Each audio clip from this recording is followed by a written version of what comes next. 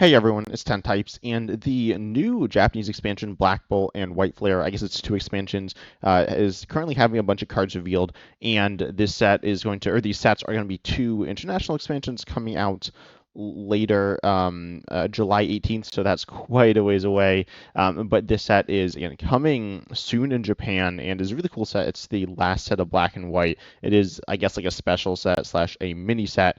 And again, it's two different sets with all of the Black and White Pokemon. Today we're going to take a look at a bunch of new reveals. Also today I'm using a different microphone. So tell me what you think of it down below in the comments. And I'm going to be messing with that to try to improve that a little bit. But regardless, today we're taking a look at, again, a bunch of new cards. And some of these are really interesting. Some are unique or maybe not unique. Maybe we'll talk about it. We'll talk about the item lock stuff in just a moment. But there are a bunch of really cool cards here. First of all, taking a look at the Chandelure line. Nothing really going on with the Litwick or the Lampent. But then we have Chandelure. Chandelure here is a stage 2, 150 HP fire, stage 2 here. And what it does for 1 energy, it does 50. And then if you have at least 10 more, 10 or more, no, sorry, if you have 10 or more basic fire energy in your discard, it does 100 more. And then you have Burn It All for 2 fire, 180, discard all energy from this Pokemon. To me, the best comparison for this card is Ceruledge EX with the first attack. The second attack is pretty mediocre. It's not like terrible or anything, but it's not super strong either, right? It's like, it's all right. But then you have the first attack, which can do, I mean, it doesn't even do more. It does 150, but it is cheaper. I don't know. Neither attack's super impressive. Ceruledge EX does more damage. It is a two prize Pokemon, but it is a Pokemon that attacks for the same amount, but is a stage 1 and does more damage. So overall, unfortunately, don't think this card is super good. I don't think it's completely terrible, but certainly not a card I expect to see any play. But I want to cover it here today. There are a few cards that we're going to talk about that are like pretty bad. This isn't quite the worst, but certainly not that good either. Then we have the Jellicent EX and the Frillish. These cards we have to talk about. These are the item lock cards. They kind of remind me of Badoo. Not really, honestly. I'll probably say, oh, it's the next Badoo in the thumbnail. It's like item lock, and so that's kind of like Badoo. It's not free, though, and ultimately you're not really going to use this like Badoo. It'll be used more like something like Tyranitar, which isn't really used that much. I think Tyranitar is like underrated, though. I think it's an all right deck, but except it has some of the upside of Badoo as well. And the upside of Tyranitar. Tyranitar is a stage 2 attacker that item locks with its ability if it's in the active, and then also has a pretty solid attack. Its attack's not insane by any means, but it's definitely decent compared to Badoo. Badoo does 10, which is not very much damage. It only has 30 HP. So the basic here is Frillish. This does, for 1 psychic, it does 20. Then it item locks your opponent. This is okay. It has 3 retreat. It's supposed to free retreat on Badoo, which is worse, obviously. And then it has 80 HP, which is nice. But it does take a psychic energy. So in terms of that, it is worse than Badoo. If you're playing this stack, which we'll get to the Jellicent EX in just a moment, you probably still do play Badoo to get that early item lock. But Frillish is not bad either. It's definitely a nice option. Bayonet EX is another item lock stage 1, which is arguably comparable. Maybe the best comparison for Jellicent EX. I'm not really sure, but that's a stage 1 and it item locks, but the basic also item locks, but it's not a coin flip. So this is certainly better than that. But yeah, you do 20 damage, which is like, okay. You'll be using this some. We'll see exactly how good this specific card is, though. But then we have the Jellicent EX, which is the Stage 1 EX, and this card is really good in my opinion. And it has its ability, C-Curse, as long as it's in the active. Your opponent can't play any item cards from their hand or attach any tools cards from their hand, like play them down.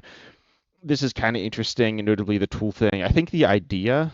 So this might be hinting at a Garbodor reprint. I hope we don't get Garbodor back. I've said that before, but anyways, this matters because Garbodor has like tool cards, but tool cards in Black and White. And Garbodor is I think the by far most major card that interacted with the tool cards. Tool cards were considered item cards. The idea is that if you're item locking them, you're stopping them from playing tools, so you're also tool locking them. So I think that's why thematically, because this is the Black and White set or sets. So, anyways, this card item locks your opponent if it's in the active with an ability. Again, this is like Tyranitar. It's like the same. Essentially, Tyranitar does a tool lock, but outside of that, it's the same. Comparing that to an item lock attack, and there are pros and cons. Your opponent will be able to escape this item lock theoretically through the use of Boss's Orders or something like Iron Bundle. Iron Bundle doesn't guarantee it if you have another one on your bench. Boss's Orders will, assuming you have something else on your bench, like say Fezandip DEX or something. They bring it into the active, and then they're not item locked anymore. But it is possible to break out of it, unlike attacks, which is not possible to break out of. However, with this ability, you don't have to use your attack to item lock, which is really good. The attack here is for 1 psychic and 1 colorless. It does 80, but then if it has at least 2 extra energy attached, in addition to the attack cost, it does 80 more, so it does 160.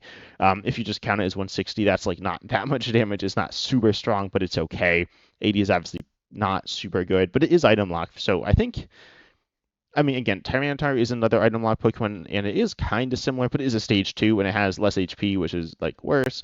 So this is pretty tanky and doing pretty good damage. And again, this is stage 1, which is way better. Getting a stage 2 into play is kind of awkward. The Tyranitar deck, which, again, I think it's, like, okay, does play Grantry, and Grantry helps out your opponent as well, and that's also not super consistent. So overall, this should be something you can get into play relatively consistently and should be pretty just good in general. The HP of 270 is pretty solid. Again, you do still have 3 retreat, which isn't awesome, meaning it's kind of hard to get out.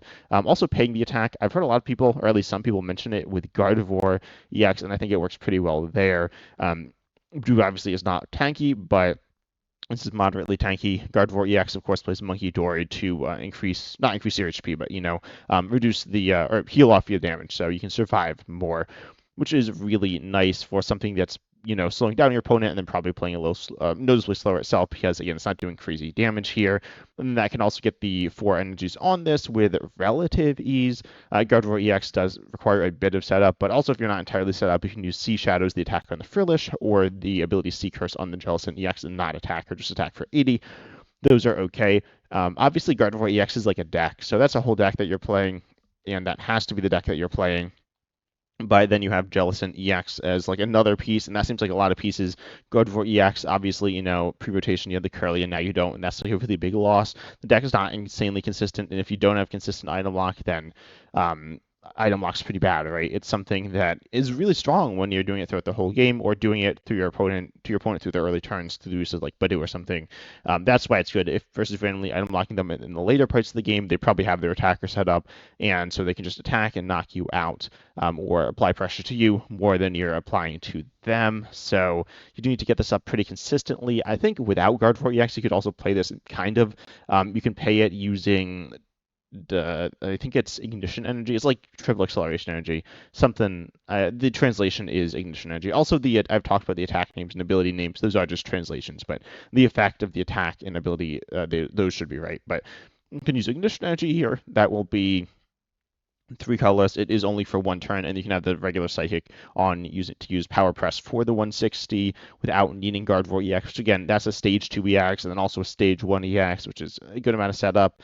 And so it's a little awkward using all that. So I think there is options for using this without Gardevoir EX, but that's not super awesome or consistent either. I think Gardevoir EX probably is the best way to play this, but and obviously Gardevoir EX will rotate eventually before this, so overall, I think this card is pretty solid as a focal point of a deck. I don't think it's truly insane, but it is item lock. It is also tool lock. Tool lock is like kind of whatever. It's useful sometimes, but honestly, it's often useful turn 1 to stop technical machines. And technical machines are not stopped by Sea Shadows because it only item locks, doesn't tool lock there. So the tool lock thing doesn't seem super meaningful. It can allow you to stop Rescue Board as well, which is nice. Rescue Board is a pretty, I don't know if I'd say strong tool. It's a good tool certainly. You could argue it's pretty good. Oh, and Air Balloon as well. Air Balloon is going to be like essentially it's just a better Rescue Board because Rescue Board's secondary effect like never comes into play literally ever. I don't think I've seen it happen, but. Yeah, Jellicent EX, definitely a really interesting card. Definitely kind of annoying. People don't really like Badoo. I've heard almost nothing good about Badoo. The only good thing I've heard about Badoo, well, obviously, like I've heard people say like it's strong, but in terms of card design, I've heard people defend it by saying it's not as bad as the other item lock cards, which I don't know if I'd actually agree with, but that's certainly a point you could argue. But that's not really a good thing. It's like saying it's not as bad as the stuff worse than it. That doesn't mean it's actually good. So I don't know. I'm not sure if I'm really looking forward to more item lock, but regardless, I think this card's okay. I don't expect it to take over the game, but I also do think it is decently strong. Would not be completely shocked if it does. Would not be completely shocked if it doesn't really see much play. But again, I do think it is pretty good, even if people don't end up playing with it. Then the next cards we're talking about here are the Reuniclus line, the Delusion or Duoja, I don't know how to say this. This one searches for an evolution, which is like kind of cool. I'll mention it. But then you have Uniclus. This one it also has 140 HP. Uniclus generally has low HP, which yet again we still see here.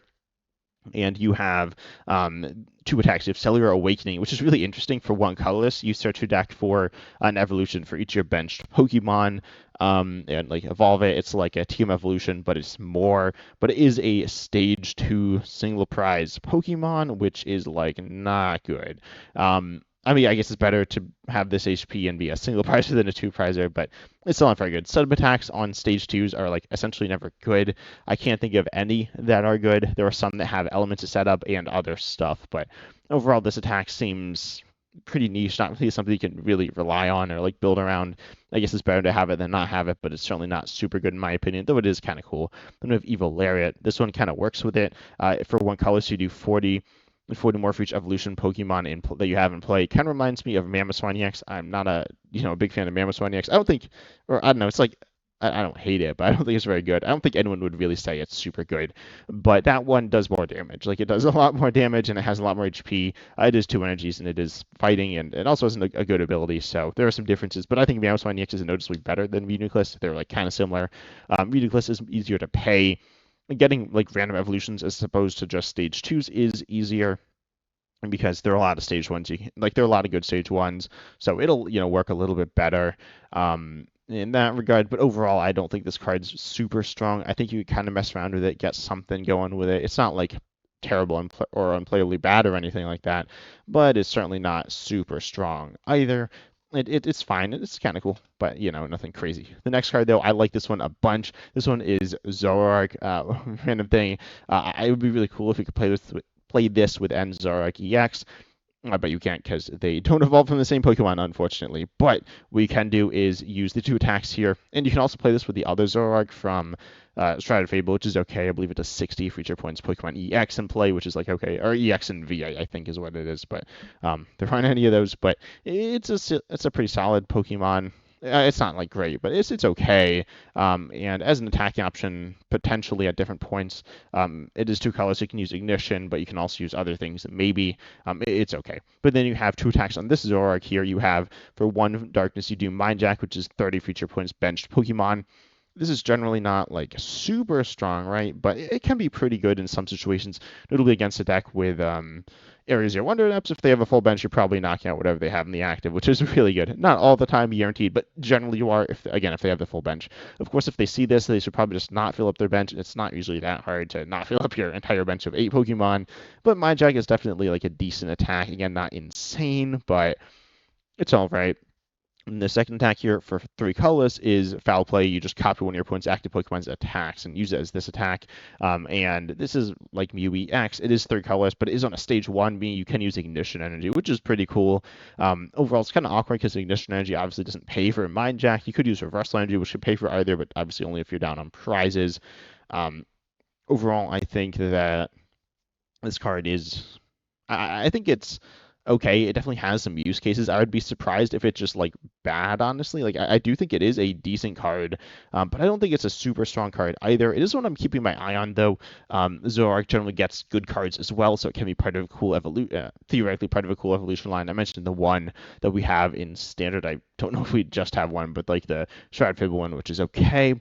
Definitely a card to keep an eye on, and like it kind of fits within a stage 1 box if you want, or like just a box stack if you want some different attacking options. You do have 2 here, but you need to find the right place for it, and I'm not exactly sure what that is right away, because you really want to be able to use Mind Jack and Foul Play, which are both, again, good in different situations. It's a really solid tech Pokemon if you're looking for a stage 1 tech Pokemon, or if you're like okay with stage 1 tech Pokemon, because usually basics are obviously better. Specifically for tech Pokemon, they take up less slots and are easy to get into play, and your opponent can't see them coming. They're just better for a lot of reasons. But Zoroark, if you're okay with the stage 1, is definitely a decent option. Obviously, Mew EX, if you want to use that 3 colorless copy and attack is generally just like better because it is a basic. Again, you can't use Ignition Energy, but I don't know. This is a card I really like. I don't know if it'll be super good, but it has a lot of interesting things going for it, in my opinion. Then the next card we have is the Amoonguss line. This one isn't super good. It does, for 1 colorless, it can do 150 or 4 points. Active is affected by a special condition. This is actually not like that bad for 1 colorless on a grass Pokemon. Grass weakness is pretty solid to be hitting, notably Marnie's Grimmsnarl EX and Charizard EX are both grass type, though they're not like insanely played. I mean, Marnie's Grimmsnarl EX is played right now a lot because it's new, but in terms of like how good it'll end up being and how highly it'll be played some certainly, um, but it won't be like something that you can just build around beating, and that's like a main part of your deck. And it one shots minus Grimmsnarl EX, kinda like with Frostlass and stuff. The way you do this presumably is with Brute Bonnet. Actually, no, you can use it with Volcanion EX as well. Obviously, Brute Bonnet plus Amoonguss is kind of funny combo there, and that's okay. You'll be doing the extra 10, but you can do Burn with Volcanion EX. You can actually do both because Charizard EX has 330, so it's like kind of awkward to hit the numbers you want. And even then, this is a Pokemon you're hitting, or this a couple of Pokemon you're hitting for weakness, and you're not even always beating them, which isn't like a great sign. This card has more going for it than I thought, but I don't think it's super strong here either. The next set of cards we have is Joltik and Galvantula. This is actually a little interesting. I just thought of this, but so we have the really good or the pretty good Joltik in Standard. It's not insane. It has some big issues, but it is an interesting card which accelerates a bunch of lightning and grass energy onto your board. And then you have Galvantula here, which obviously evolves from that, and it does for 1 lightning discharge. You discard all lightning from this Pokemon, does 50 for each card discarded in this way. Theoretically a big attacking Pokemon there. It doesn't necessarily have a great synergy. It's the lightning energy and you accelerate a bunch of grass energy, but it's okay. I mean, it's not a terrible card. And of course, we have the electric, which I think this is meant to be paired with, which accelerates a lightning. For each electric, you can use multiple. Accelerates a lightning from your discard pile to one of your bench Pokemon. And it's a pretty good card, honestly. But Galvantula isn't like super strong. It could take like okay advantage of it, I think. Maybe. I'm not entirely sure, to be honest. But overall, I think that the Galvantula it's an okay card. I would not be completely shocked if it saw a little bit of play with Joltik and with like Flaffy or something like that. I'm not necessarily expecting it to, but it's okay. Definitely not terrible. Though in order to take one shots on like Pokemon EX, you need quite a bit of energy. Last set of cards we can take a look at today is the I honestly have no idea what the name of this trio is, but the Thundurus, Tornadus, Landorus one. I might have actually talked about these before, but anyways, they accelerate to themselves and they can do like 100 for 3.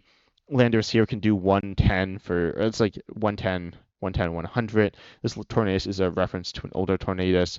And then Landorus here for fighting Colress. Colress will do 110 and then 10 to use your own bench Pokemon. And then the Thundurus does 110 for Lightning Colress. And I think, they're useful for weakness hitting, I guess. They're not insane, but they're all right. And there's Prism Energy as well, which is an energy of any type on a basic, which can also be used with special energies, unlike Luminous Energy, which can't. I don't know how big of a difference that would make.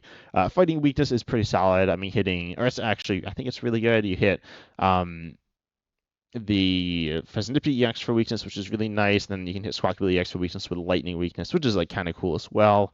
Obviously, it has less HP, so hitting for weakness isn't as big of a deal, but it still is meaningful. Pidgeot EX is played, but you don't one-shot that. And Pidgeot EX isn't played an insane amount. Noctowl his, but that weakness doesn't matter. So I'm probably forgetting something. I don't remember what I'm forgetting, obviously. But there are a few cards that you're hitting for weakness. Fighting generally is a bit of a better weakness, but these are both pretty solid weaknesses to be hitting. They could be used, though they aren't super strong, so probably you won't really see play, but I figured I'd cover them. Again, I might have covered them already, but if I did, I think I just kind of glanced over them. Again, I'm kind of doing that again, but overall, the Jellicent EX is like really good in my opinion, and I think the Zoroark line is okay. I don't think it's insane, but I think it's all right. Overall, the set's looking solid. It's looking kind of like 151, which is kind of cool and kind of not cool, because that set was decently large for a mini set. This is, I believe, bigger by like a bit, and then it also has obviously a lot of Pokemon, but none of them are like, or most of them aren't super strong. This does look better than 151 so far. 151, I don't remember all the Pokemon off the top of my head that are like good from the set, but Mew EX is like the main one, and that's a quite good card. But outside of that, I don't think there's anything too good. I don't know. Maybe I missed something. You can remind me in the comments. But overall, tell me down below what you think of this set and the stuff going on with it. I'll also mention that apparently they're having card shortages, but I actually don't know too much about how like the card printing works. Like it seems like why are they having card shortages? I don't know. I can't speak today. When like the set's not out for a while. I guess it's like soon-ish, but I don't know how early they print them. I guess they print them pretty early. And yeah, this looks like it's for the Yoshin National set. Sounds like it says they're catching it, but I don't really know what the deal is with this. But I'd mention that. But overall, the set looks kind of cool. There's a lot of really cool reprints, and I'm really excited to see the rest of the cards from the set. Also, tell me down below again what you think of this, Mike. If you think it's better or if you think it's worse, I'm going to kind of mess around with it. And I hope you enjoyed. Consider liking, subscribing, hitting the bell. I'm really excited for all the new cards, and as always, I'm excited to see you in the next video.